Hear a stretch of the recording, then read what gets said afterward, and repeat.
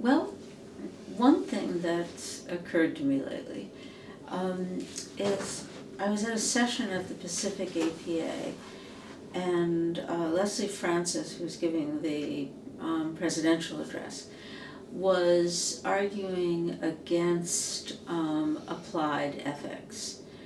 And she had this wonderful PowerPoint in which this gigantic A, which actually stood for autonomy, which is a centrally theorized notion in bioethics, was being dropped on people engaged in various ordinary, difficult life situations. And the idea, which is one that I share, about what's wrong with applied ethics or applied philosophy generally, is that the intellectually important, serious work is done in some kind of theory realm. And then you take what's done there and then you apply it, you stick it onto some real life situation. And she was arguing that that's deeply problematic, a view that I completely agree with. And I realized that not only do I agree with that, I mean, I like the term practical philosophy or practical ethics or engaged, but not applied is awful. But I realized that in a sense, what I've come around to doing is in a way just the reverse of that. That is, by being what I call a free range or practical engaged epistemologist, thinking about knowledge in the wild. Universities are not terribly wild places, but to their detriment, but just sort of places where people are actually trying to figure something out, trying to come to acquire and share knowledge and critically engage with others who are doing that. So just sort of looking at, what do practices of coming to know or forming beliefs, sort of actually look like in the world, particularly given my own interest in institutionalized contexts. That sort of thinking, as well as thinking about a bunch of other real life things that have just kind of in one way or another come my way, from thinking about the experiences of people who are variously transgendered, to thinking about issues of race and racialization and racism, and just a whole bunch of other very practical real world things, including hanging out over the years with Anishinaabe people, mostly around issues having to do with menomen or wild rice.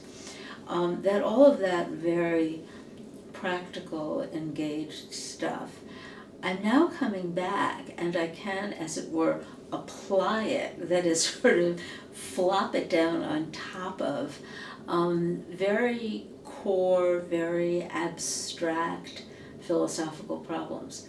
So it's in fact just the reverse of what people do with applied ethics. And so the main example that, and something that's been occupying me a lot over the past few years, is what I talk about, sort of being obsessed with stones and realizing that I think I have an answer, or maybe in Wittgensteinian terms, a way of not answering the question or problem, but dissolving the problem, of what's called in analytic metaphysics the special composition question, which is the question of under what circumstances do some things compose some bigger thing. So what has to be going on for there to actually be something which has parts, and for some things to be parts of a bigger thing. And analytic metaphysicians tie themselves in incredible knots over this. It's a wonderful example of the kind of self-inflicted wound that philosophers are very good at doing to themselves. The leading answers to that question are essentially the universalistic, that is always, or nihilistic, that is never. So some people will argue that the universalistic question, any collection of things form a larger thing. So my left thumb and Pluto and the wastebasket over there. It doesn't matter, they don't have to be contiguous, they don't have any kind of relationship, just any collection at all is as good as any other and forms a thing. So you get composition on the cheap, any old things. The other leading answer is the nihilistic one, which is the answer that never. There are no composite things. There are just what philosophers call microparticles. I can't imagine an actual physicist ever using that term, but the analytic metaphysicians who use it think they're being very sober and serious and scientifically minded. So microparticles, and so then there are no tables. For example, there are just microparticles arranged table-wise. And then you have the leading intermediate position is that of Peter van Inwagen, who says there are no tables, there's only microparticles arranged table-wise, but there are basically organisms, what he calls lives, and that there's something about being alive that makes, for example, you, Peter, are a real composite thing, I'm a real composite thing, a caterpillar is a real composite thing, but this chair is not. This chair is just microparticles arranged table-wise, but I'm not just microparticles arranged Naomi-wise, I am an actual thing. And he gives what are reasonably interesting arguments for why that might be true. But I want to say, yes, there are things. There are not only tables and chairs, but there are stones, to take my particular obsession. And I think that through doing all of this, strange other stuff, thinking about the social construction of mental states, thinking about stones from the perspective of indigenous people, thinking about what are the struggles of people who find themselves not really to be humanly intelligible if they don't, have a clear gender identity, that all of this sort of, very, very disparate, very kind of, hands-on, practical, what is it to create intelligibility, gives me a way of responding to the special composition problem. So I'm finding myself sort of landed in the middle of, analytic metaphysics, as over the years I've landed in the middle of various bits and pieces of analytic epistemology, with a way of, and I take this to be a very Wittgensteinian thing to do, when he says rotate our investigation around the axis of our real need. That is, if we take these problems that philosophers tend to address in a highly abstracted form and just say, where in the real world do we encounter something that kind of looks like this? So it's how I dealt with the problem of objectivity, by saying, where in the real world, in actually living our lives, do we encounter something like this? And I say, well, yeah, we encounter it whenever we're dependent on other people for something that we need to know. Should I take this medication? Can I drive over this bridge? Is the climate actually really changing? All these sorts of things where I'm dependent on other people, often dependent on institutionalized expertise, and I have to figure out whom and what I should trust and whom and what I should not trust and how to make those decisions. That if we approach the problem of objectivity through what is there in the actual living of our lives that creates a need for something in the neighborhood of this abstracted philosophical question, that we can make some headway.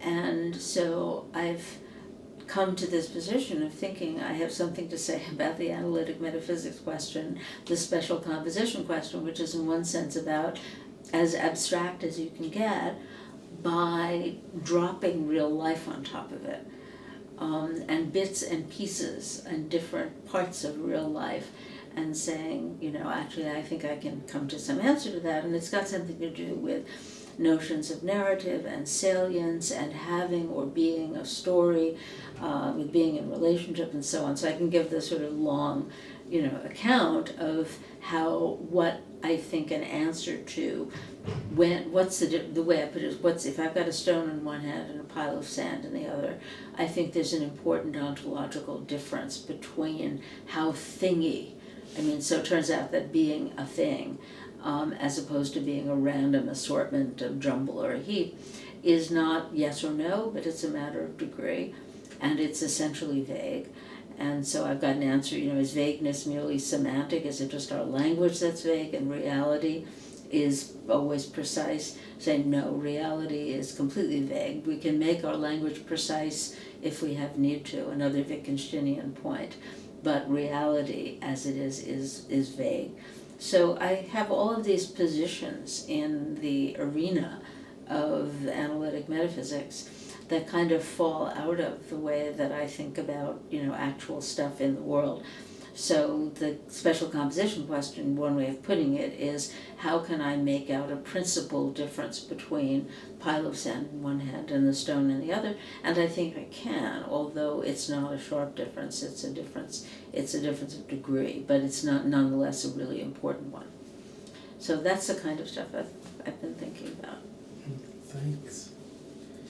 Well, I go back to where you started here, this rejection of the idea that philosophers would come in with their cape and tights, or maybe that thing Wonder Woman wears for lady philosophers, and sort out the wild rice question with these superb tools that they've been honing very carefully on Paradise Island for 3,000 years. You have the lasso of truth, literally, that you can use to interrogate the various cattle rustlers and spies and so forth you run into, and you've developed the purity of heart that's needed to see to the core of American patriotism and the difference between that and Nazi world domination. Well, so one says no. It's the result. The thing's the opposite. There's a tradition of if I'm getting you right, a tradition of asking some very general questions. And as people discuss these questions and explore the options at a quite general level, they find themselves confused and engaged, falling into contradictions, falling into the kinds of disputes they see no way out of. And it is helpful in that circumstance to look at where people in the non-abstract and non-philosophical world are engaged in somewhat similar conversation, and you'll find that there are ways of translating moves they make in that other world to these general questions that will be helpful in resolving them. I think that's what you're saying. And I think, the point is a very, very Wittgensteinian one, where he wants to look at the ways in which we dismiss as merely superficial. He wants us to be very suspicious of the word merely, so that this is merely preliminary, merely superficial. We need to get rid of all of this confusing and contaminating stuff going on in order to get at the heart of the matter. And he wants to say, no, not this, but all of that stuff that you were so dismissive of, that you thought was just preliminary.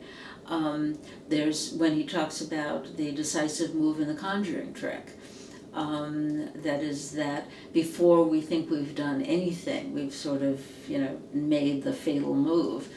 And so he's always trying to bring our attention, back to the rough ground, back to the mess, back to the details, back to the complexity, back to the specificity. And all of that stuff where we're convinced can't be the real thing, can't be the essence, can't be what really matters. He says, no, that's where it's going on. Well, one thing I'm remembering about Wittgenstein was the number of people with practical options of various sorts whom he discouraged from becoming philosophers. it almost turned into that line from a theater friend. She was advised at one point, if you can not do theater, don't. And lots of people say that about philosophy. So it's almost as, I mean, you wouldn't necessarily, I'm not sure Wittgenstein would have characterized it as a mental illness, but certainly as a burden that one has to address these questions, or one feels compelled to address these questions. But if one isn't compelled, then one can engage in a way that has serious integrity with questions of psychotherapy or questions of how to contest the Anglo appropriation of wild rice, or any one of a number of things like that. Well, I mean, I disagree with him about that. That is, that if you can do anything else, do it, and only do philosophy if you have no choice about it. And I disagree with him because I think that as philosophers, we have resources for thinking in a more complex and useful way. But in order to do that, we have to bring to bear on our philosophizing the actual lives that we're leading and the actual identities that we have, and the complexities and the difficulties of those identities. And that's something he was never able to do. In particular, he was never able to think with the especially problematized identities that he had. I mean, he felt anguished about being Jewish in whatever sense he was Jewish, and it was clearly enough for the Nazis. And he felt anguished about whatever his sexuality was. And he never experienced either of those as anything other than a source of anguish, shame, anxiety, and certainly not as some place to stand, some place from which to be engaged in the world. And I mean, those are just the sort of, given the way, politicized and politically engaged epistemology and philosophy have progressed since his time, those are the sort of obvious ones to point to. There could have been others, but the thing about it is there weren't any. I mean, for somebody who kept talking about the need to get back to the rough ground, the need to bring our words home, the need to see our words in engagement with the mess and the flux of everyday life. The tragedy of his life was that he called on us as philosophers to do that, but was never able himself actually to do it. And so I would say that one can do philosophy, and it can be joyous doing philosophy, and there can be a point to doing philosophy, and it isn't only if you have no choice in the matter, but that requires the ability to be the person that you are, engaged in the worlds in the ways that you are, in order to do that, and that's something he was never able to do. Yeah. Well, I mean, it seems as if in some ways you do believe in Paradise Island, the place where, through some discussions that not very many people share, and so through a relationship with the past that is peculiar, you get at a certain, I mean, the Amazons have like 3,000 years of relationship with the past. You gain a certain capacity to interact usefully, as Ramona Ilya says, as an ally, with people who have real world problems. And that plays, I mean, it's not in contradiction, but I don't quite see how that plays against or plays in the same symphony as the claim that, in some sense, the kids are all right, that when the psychotherapists make their distinctions in the course of therapy, they're thinking in perfectly appropriate ways and making distinctions that are useful and carrying the enterprise forward. And so I guess the thing that concerns me, and not just for this conversation, but obviously for my whole engagement with philosophy over the time I've known you, is what does philosophy, what is this strange paradise island we both inhabit do for our ability to be allies with all of these people who have these issues to sort out, like what gender am I, and how do I even talk about being a gender, or any number. I mean, for Wittgenstein, the one I would add to your list is, shall I spend $300 million to save my sister from inconvenience? What he didn't one of the things he didn't reflect was the responsibilities of wealth. Yeah. Well, I think, those of us, and here, sort of me more than you, having had the privilege of secure, stable, reasonably well remunerated employment, having a stable job that, with stability and salary and all of that provides, time and space to do this stuff. That what does it mean to help to make some of that critical time and space available to other people? There are so many pressing practical demands that play out, and they play out, not just, in the world out there, but within the university. You find, people in virtually every other discipline are supposed to be getting on with it. That is, this way in which that's a philosophical question gets used as a term of abuse, because we're serious, and people needing to be disciplined into asking questions that bring along with them a method for answering them.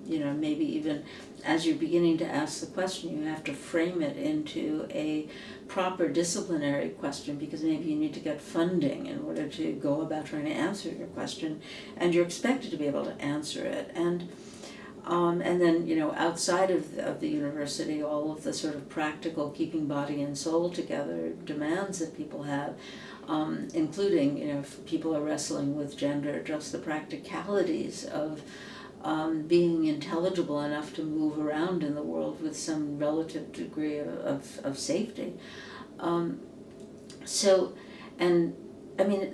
There's just all of that, the exigencies of making oneself intelligible and disciplined in whatever ways one has to do that in order to move around in the world.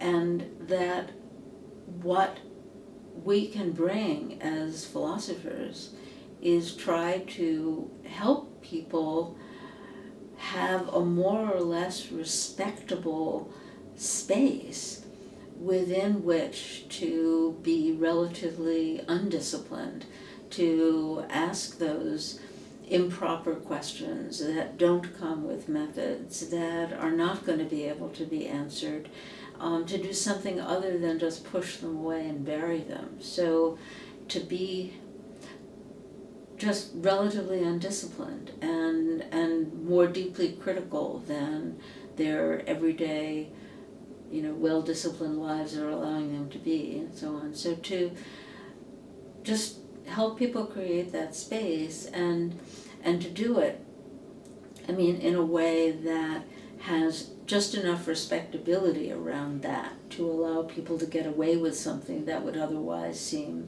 ridiculously childish or unserious. So that's one thing I think we can do.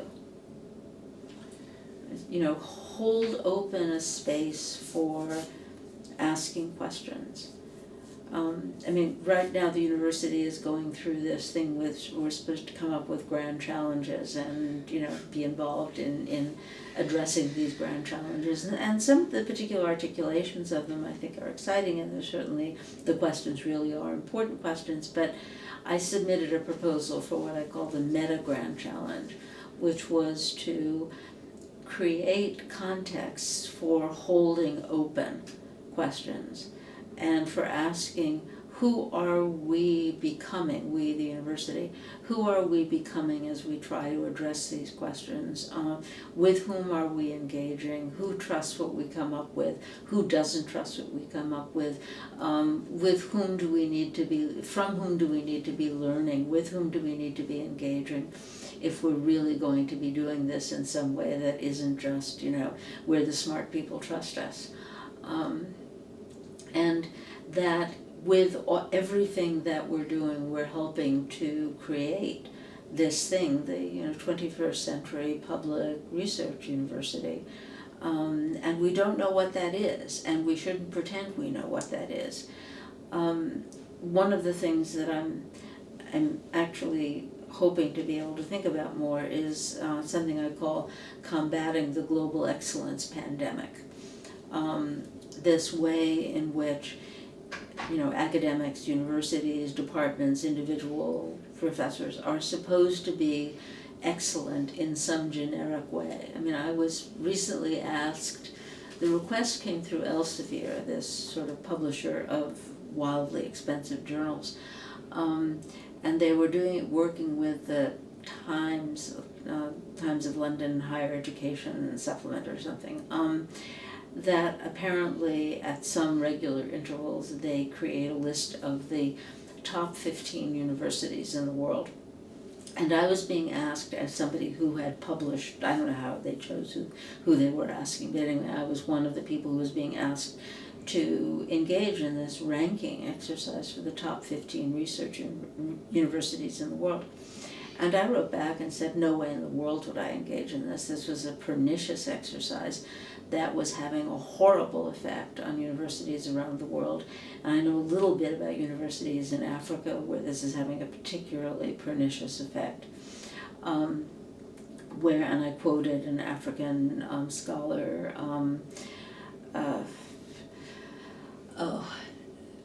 my mind is not working right, so I'm not remembering his name, but anyway, that saying that we're creating academics who are capable of moving to any university in the wealthy world, but are unable to contribute to the problems, right outside their office door. And that the alternative is being this university in this place with these, surrounded by these communities, with these vulnerabilities, dependencies, having effects on these, and so on and on.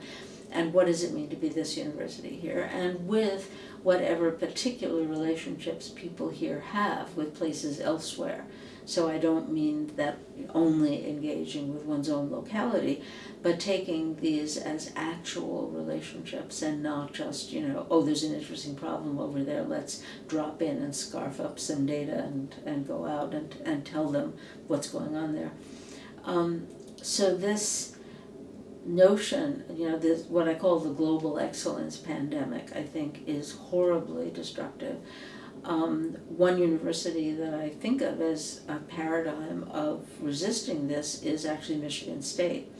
So the conversation that I had last week with Christy Dotson, who's a Black feminist philosopher in the Michigan State Philosophy Department, came about in part, I have a relationship with her and with her colleague and partner, Kyle White, who does traditional environmental knowledge and works on indigeneity and indigenous ways of knowing. I have a relationship with them in part because I had a relationship with that department, and they realized, and the university as a whole realized, and the philosophy department in very particular ways realized, that there was no point in their just trying to be generically excellent, because they'd always be, as it were, not Michigan. The University of Michigan is, higher up in the generic rankings and so on. And so Michigan State has a very, very distinctive profile, and that philosophy department has an excellent and distinctive profile because they're not going for generic excellence. And I think it would be much better if we, the University of Minnesota, opted out of the generic excellence game, which so far as I can tell we are definitely not opting out of. And rather paid more attention. And there are lots of people here who are very, very good at paying attention to where we are and what it means to be here, as well as I'm affiliated with ICGC, the Interdisciplinary Center for the Study of Global Change, which is involved in research in the Global South, and we of course are not in the Global South, but they do that through long-term, serious, committed relationships. So the most intense and serious one being with the University of the Western Cape and the Center for Humanities Research there, which is headed by Pramesh Lalu, whose PhD is from this university. And that's a real serious ongoing relationship. So I got to spend 2 months there as part of that, but it's it's the exact opposite of, oh, there's something interesting there, let's drop in and learn about them and take it home. Anyway, that's a long response to, I forget what the question was. Yeah. Well, let me see. I mean, the question was, what's sort of, how could philosophy, described as you've been describing it, be useful or be an ally to people who have things to sort out once you disavow the idea that that philosophy has the kind of skeleton key that will open all the locks, no matter what other tumblers might be falling. And I think if I get you right, the answer comes pretty close to my reason for getting into philosophy in the beginning, which was it was a way of continuing not to choose a major, and continuing to repudiate the idea that anybody would ever teach me anything. As we've discussed many times, I mean, I just I didn't want a method, and I didn't want a major. And I nevertheless wanted to be engaged with the world and questions and so forth. And I figured that the society was so bloody rich that I would be able to eat out of some high-class dumpster and live in some reasonably well-insulated cardboard box, and then, or else, as it turned out, marry and inherit enough money to, to make it. But the idea was a space where there is the possibility of equality in discussion and freedom in thought was what got me into philosophy, and what held me through a really long time. And it sounds as if, in saying philosophy should endure and philosophy should remain as a disciplinary thingy at this university, you're saying a space of exactly that sort should continue, should endure. Yeah, I do think that. I mean, I was describing what my relationship to this university has been. It's sort of one of being a loving troublemaker. And I think that that's important. That is just, asking impertinent questions. I've described it often as being developmentally stuck at the age of 3, not satisfied with the answers to the why questions, And so it's, why, but also why not, and, just because it's always been like that, why does it have to be? And that may sound like a good enough answer, but it's not. And I taught a seminar in the fall. This is how I got involved with ICGC. It seems an unlikely match. They do social justice-oriented research in the Global South, and there were two problems for my involvement with that, even though I thought they were wonderful and admirable. One is that I don't do research, and the other was that my previous experience in the Global South consisted of 1 week in Havana. And so there seemed to be no way for me to be affiliated with that wonderful center, although lots of my friends were. But the graduate students from across the university who do a graduate minor in ICGC, all do a first semester seminar that the title of which is Ways of Knowing. And it occurred to somebody, I can't remember now or if I ever knew who it was who had this thought, that upstairs, they're on the 5th floor of Heller, we're on the 7th and 8th floors of Heller. So upstairs there was a card-carrying epistemologist, and the class was called Ways of Knowing, and this card-carrying epistemologist was sort of sympathetic to and interested in the sorts of things that they did. So I was asked to teach the class, which I've done twice, and I found it, of course, wonderful, and from what the students have told me, it was a really good experience for them too. And it's taught very differently by the very different people who teach it. Nobody else in philosophy has taught it. And I've seen earlier syllabi, and many of them are very, very theory heavy, with, all of the ways in which people have been theorizing knowledge and expertise and so on. And my way of teaching it is not particularly theory heavy. The way I did it was I said that they were all embarking on being disciplined in one way or another, depending on what graduate program they were in.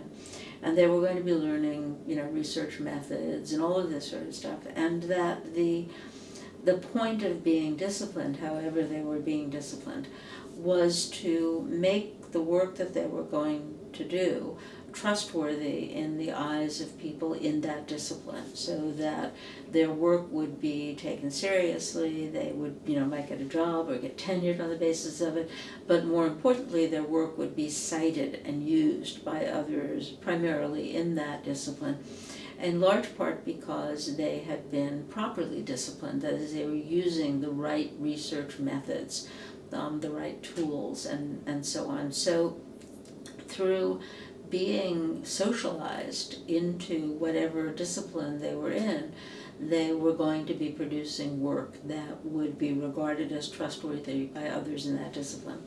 But there were two other things that I knew about them. One was that because they were in this ICGC program, that they were interested in working in, at least part of the time, in an interdisciplinary setting. And that disciplinary methods notoriously fail to carry over across disciplinary lines. So, think of obvious things like the disputes between quantitative and qualitative social scientists. So disciplinary methods will work within a discipline, but often fail to carry over across disciplinary boundaries. The other thing I knew about them was that they were interested in working in the Global South and interested in working in serious, trustworthy relationship engagement with people in those locations. In some cases, that meant their home country. For others, it didn't. It was a place that they had, in most cases, had been to, or they had yet to discover where they were going to work. But because they were in ICGC, it was, broadly speaking, the Global South.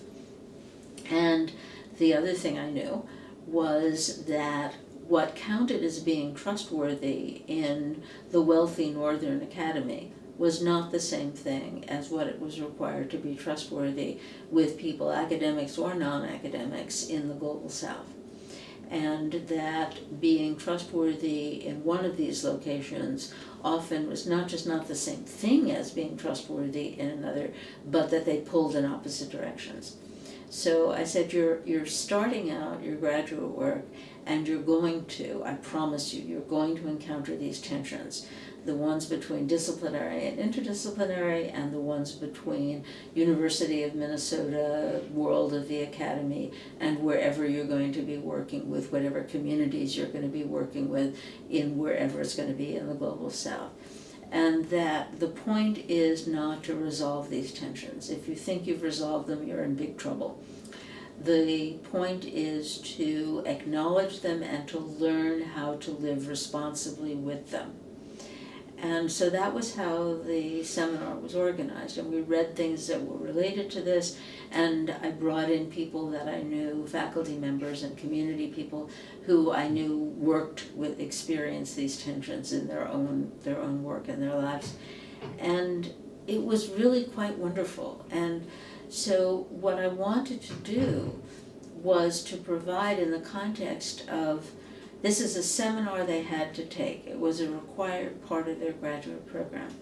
So within the space of this seminar, they not only had permission, but they were required to open up these questions and to create a space in their lives for questions like this.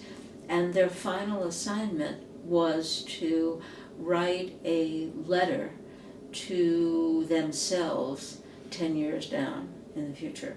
So it was, dear future self. And the letter was about what was it that they had been thinking about in the course of this semester, and this seminar in particular, that they wanted their self to be thinking about. How did they think about who they wanted to be 10 years down the road, and what did they want to try to make sure their more disciplined self 10 years down the road was still thinking about. And they really, their letters were so moving. They really got into the spirit of the assignment. And so that's something that I felt I was doing as a philosopher, sort of posing these questions, not in a completely anything goes fashion, so giving them some structure, some framework, but one that was counterdisciplinary, and that tried to give them a set of really respectable intellectual tools for holding open spaces of question and critique and some kind of anxiety that I suspected they'd be under a certain kind of pressure to try to close down these things. So it's a way of saying, yes, you can be, these are intellectually important questions, even though you're going to be running into people who are going to be telling you this is unserious. So the answer seems to come down to this: the point of there being philosophy at the university is that it's a space where important questions can be explored, questions that don't have any other home. Mm-hmm. And indeed, that as questions come up over the next while, new questions come up that don't have a home. Mm-hmm. They can, as it were, be taken in like stray cats and given some milk and turn into large cats. Yes, but I engage in many more conversations like this with people who are not philosophers than with people who are philosophers. That there's a tendency within philosophy, a kind of professionalization, a disciplining, a sense of concern with method, that I don't think our department is especially bad about this. In fact, there are some people who are quite wonderfully not doing this, but that there's been a lamentable professionalizing and disciplining of philosophy that I think is regrettable. And that's why I think of myself as a free-range philosopher. That is, I get to sort of wander in lots of different places, and then I'm sort of most of my time on other people's disciplinary turf, where it's not my responsibility to, hold up the standards here. I'm being a loving troublemaker. And that I don't get to hang out there if people don't want me to. I mean, I have to be doing something that at least responds to something that they find interesting, or else they just won't listen to me and won't talk to me.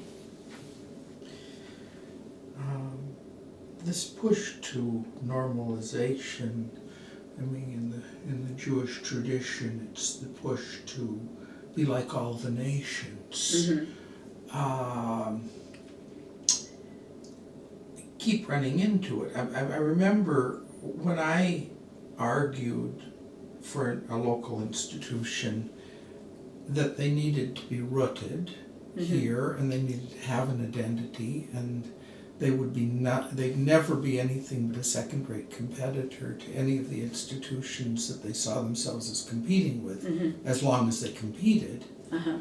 Part of what I said to them is, and you have to say very loudly that there are some rather important things that you don't do very well, and try over time not to try to do them at all, because you're always going to be more responsible by sending people someplace else for that sort of thing. And so you cannot have an identity and be a Swiss Army knife.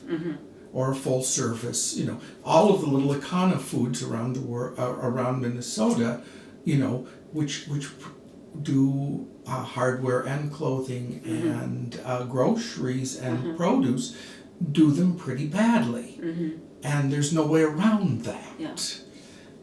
And that, of course, means that you risk being the lowest ranked. They don't even have a logic department. They don't even teach history, right.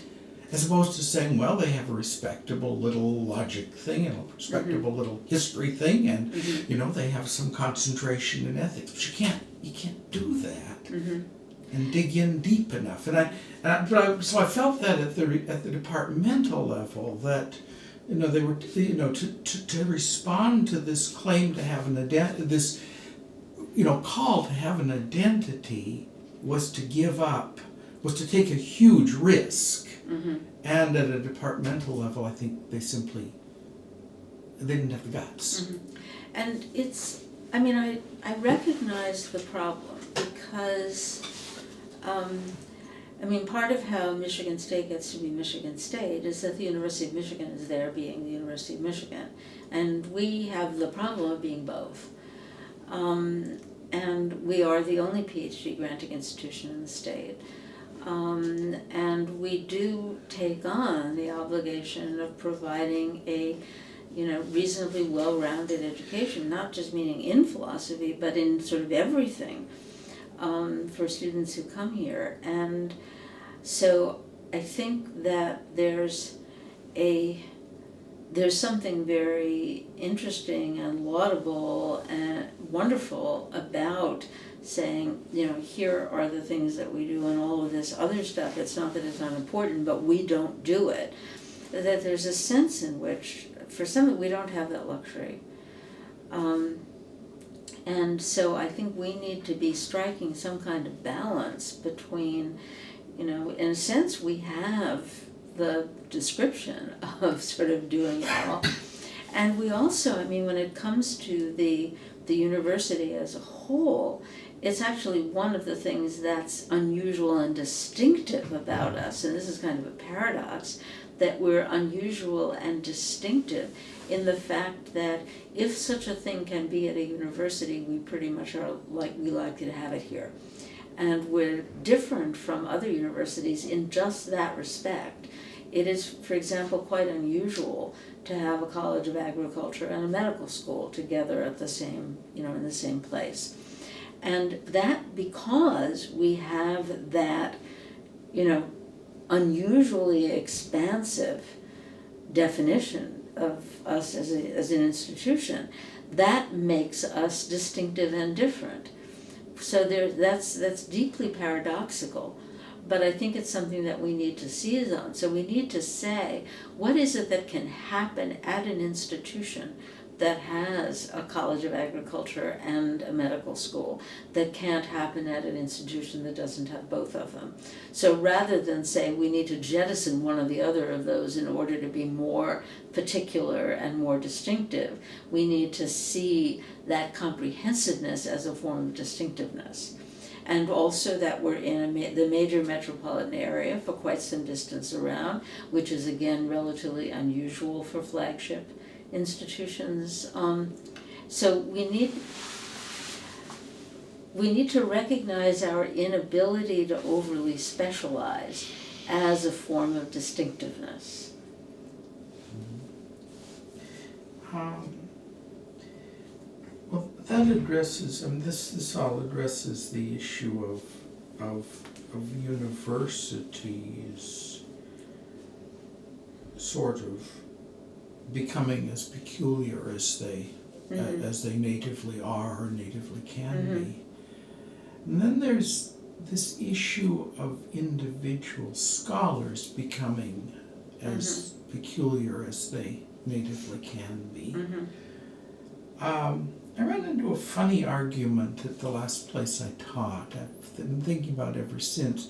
There was a kind of dreadful book being floated around, it seemed dreadful to me, which was essentially schemata for writing. And it was like, you know, if you could have pulled it as a Word file, it would have been a series of sentences with blanks for you to put content in.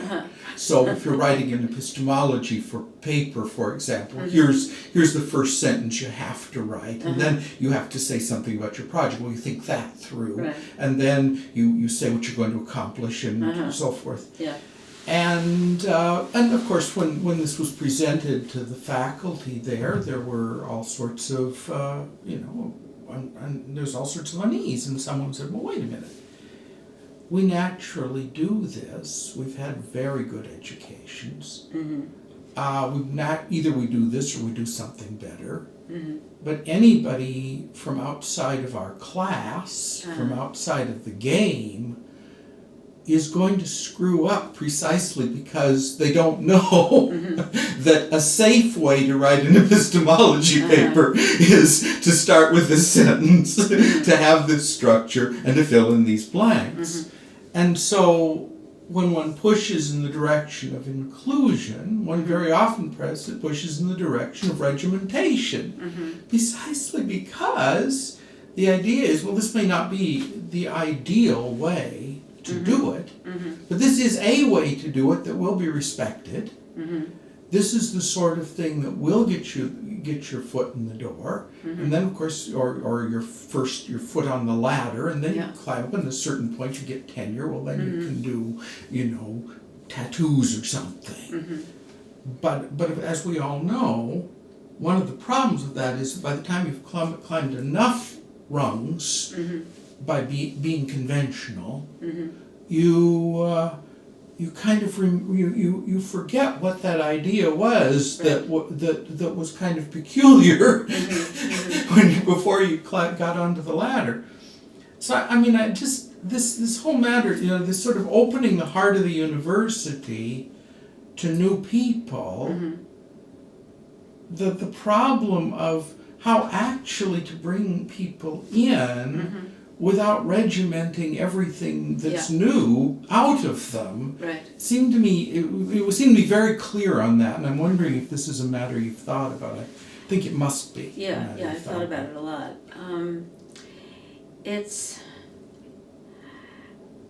I think the narrowness of the perspectives that are represented in university is striking and terrible. But where one goes from that recognition is really, really hard. And there's a whole bunch of ways in which we go wrong with that. One way we go wrong with it is in just defining diversity in sort of purely demographic terms. So that we want to have the right statistics in terms of, students of color or whatever. but we don't want them to, the students or faculty who are demographically different, we don't want them to disrupt anything. So that essentially say comes to undergraduate students, any 18-year-olds who are willing and able to impersonate white kids from Edina for 4 years are more than welcome here. Clearly that's not the way to go. But what does it mean to, bring in students or faculty who are going to be genuinely disruptive, or my favorite word, discombobulating, who are going to challenge us, us being people who are more easily and readily at home in places like universities. What does it mean to do that?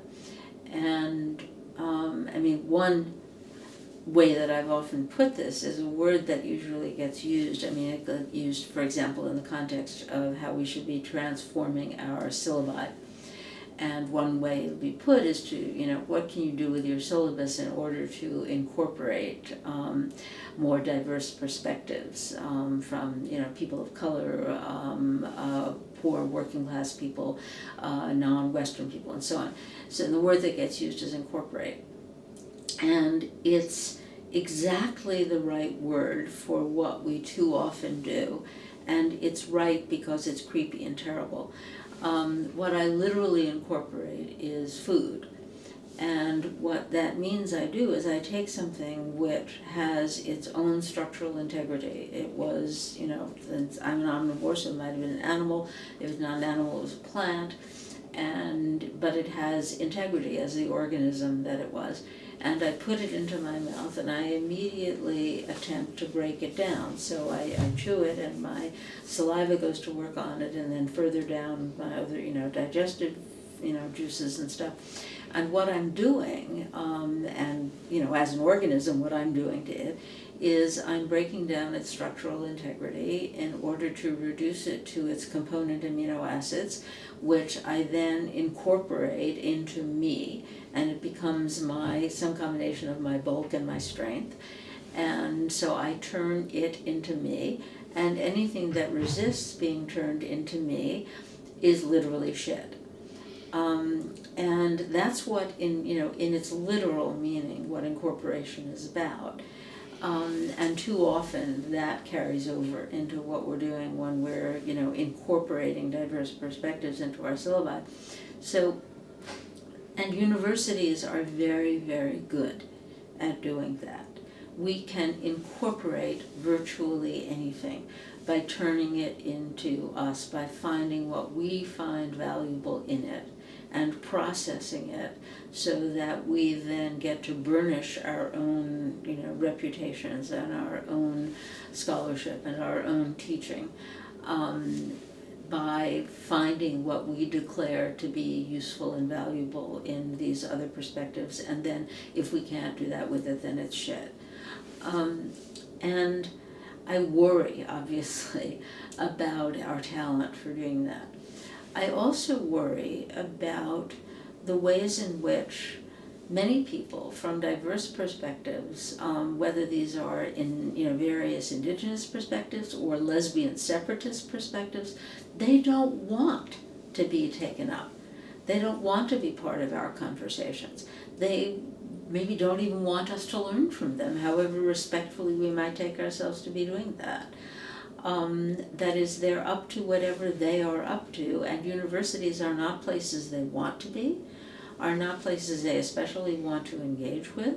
They may need to pay attention to what we're doing because we're so powerful and have effects on their lives, but that mostly might be to guard themselves from our influence. And the knowledge that they have no particular interest in sharing with us. There's a wonderful student working on a dissertation now in the philosophy department, Melanie Bowman, who is working on just this sort of problem. That is, if we recognize that privileged people tend to be deeply, seriously, problematically ignorant, the answer to ignorance would seem to be the acquisition of knowledge. And she wants to resist that, and she wants to think about how being in solidarity with people who do not have the various power and privilege that one has socially and so on, are not as sources of knowledge for us. That, yes, there's an enormous amount we can learn, but they might not be interested in teaching. And very often when we think we're learning, what we're doing is appropriating knowledge that doesn't belong to us. But we're taught from the perspective of the university that knowledge is for everybody. And to some extent, we're taught that in some very good contexts. We're taught not to do proprietary research that belongs to big corporations. We're taught not to do classified defense research. We're taught that, knowledge is for people, knowledge is to be shared. And that's a very important and a very progressive move. But there are people, there are cultures, there are communities that do not want to share their knowledge with us, and they have the right to not do that. And we have an obligation not to go in as, old-fashioned pre-critical anthropologists did and just sort of, gather up all of this fascinating knowledge about different ways of living human lives.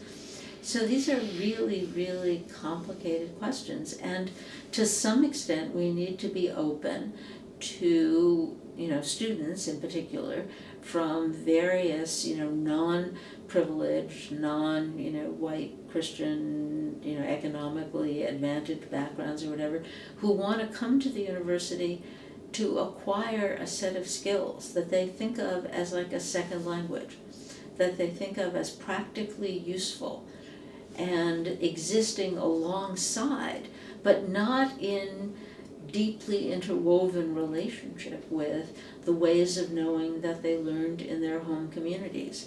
And they don't want to be cultural ambassadors helping us to broaden our scope by learning what they have to teach us from their home communities. As laudable as that desire might be on our part, to recognize that their grandmothers know stuff, that they're not coming in as blank slates to be filled with the knowledge that we have to offer. But maybe that's what they want. They might feel that they want to hold on to a certain sense of alienation. They don't want to become part of this world, but they recognize that there's a bunch of useful stuff that they can acquire here and bring back and do, whatever it is they choose to do with it. So those relationships are so complicated, and I do think that there's a very problematic tendency that we have to say, if we can take off our preconceived notions that only stuff that comes from people like us is worth anything, and recognize that people from worlds very, very different from the worlds of the university have ways of knowing and ways of being in the world, that our response to that should be, we need to bring them in here. As though if it's worthwhile, if it's important, if it's good stuff, it belongs inside the university. Well, yes, what we've allowed inside the university has been problematically narrow and partial and exclusionary. But on the other hand, we need to get over that sense of we ought to be the site for everything valuable. So I don't have a solution to those problems, but I think a lot about what it means to live with them. So you'd have at least a certain amount of respect for a colleague who put a sign up on their door that said, my job is to, the big one, it said, my job is to teach you to pass as white, heteronormative, competent. If you want to do something else, well, catch me after hours, we'll talk about it, but this is my job. My job is to certify you for success. I don't care, quite professional, about what else is going on in you. That would be a respectable position, it sounds like. I think so. It's not. I haven't been able ever to bring myself to do that. I'm too interested in and too eager to learn from the complexities and the richness of the lives of the people who come into, relationship with me, and it's much more interesting for me to help students, write term papers or dissertations that engage with the complexities of their lives and their various communities. But there's some, in a way, there's something selfish about that on my part.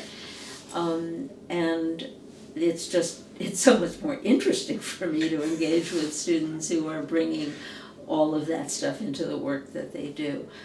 But I recognize and, I honor the reality that there are students who come and what they want from me is more this, give me a bunch of skills that I can then take with me and leave here and, do whatever it is I want to do with it. Including recognizing that students from, less privileged backgrounds often say, I need to get a job. And I need to get a job that's going to be relatively stable and earn a significant amount of money. And, I don't want to become an academic, and I don't want to do all of this sort of questioning stuff. I want to, get a job, and that's what I need to do. I'm going to have to support, multiple members of my family. And so, I can regret that, many students in my classes seems to me want a degree more than an education, or looking in a rather narrow way vocationally and all of that sort of stuff. But I need to recognize that that's the reality of the lives that they're living, and some of them just may not be in a position to, or may choose not to engage with what for me is sort of the richer and more exciting possibilities of a liberal education. And that I need to acknowledge that they're separate people, and they have their own desires and needs. And of course part of my job is to try to shake that up somewhat and try to open possibilities for thinking differently, but it's ultimately not for me to say. Thank you.